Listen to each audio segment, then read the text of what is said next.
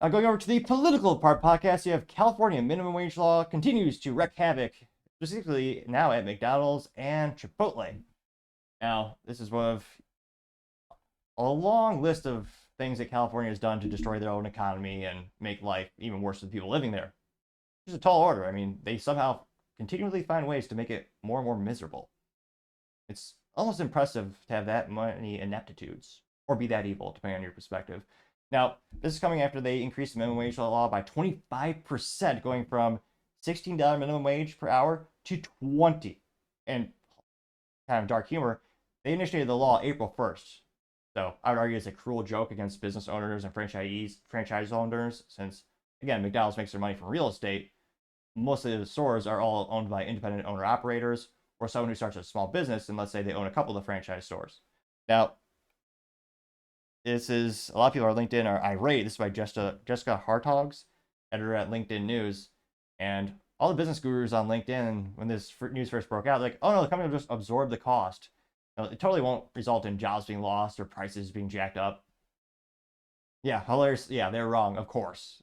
Because, interestingly enough, there are a lot of Marxists and communists on LinkedIn, and a lot of people with not any business acumen at all or common sense. Because, again, if you increase the cost of goods sold, well, the cost of labor by 25%, yeah, you're going to have to increase the price.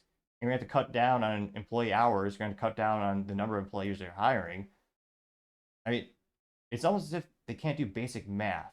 But nevertheless, now they say, quote, fast food prices in California have risen at a faster pace in the last 7 months than any other state, increasing 10% overall, unquote.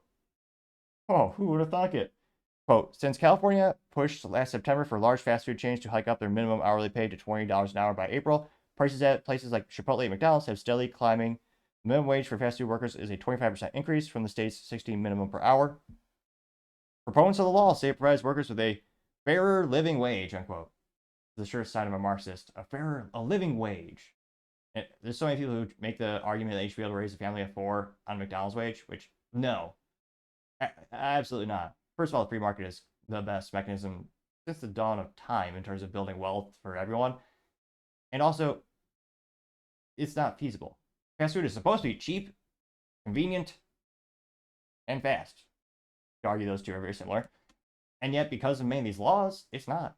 Also, increasing the minimum wage, I also find it morally vacuous because you're robbing someone an opportunity. If someone has a skill set of only being able to produce $6 an hour in productivity to a business, that means realistically you can only pay them $3 an hour in order to make a profit.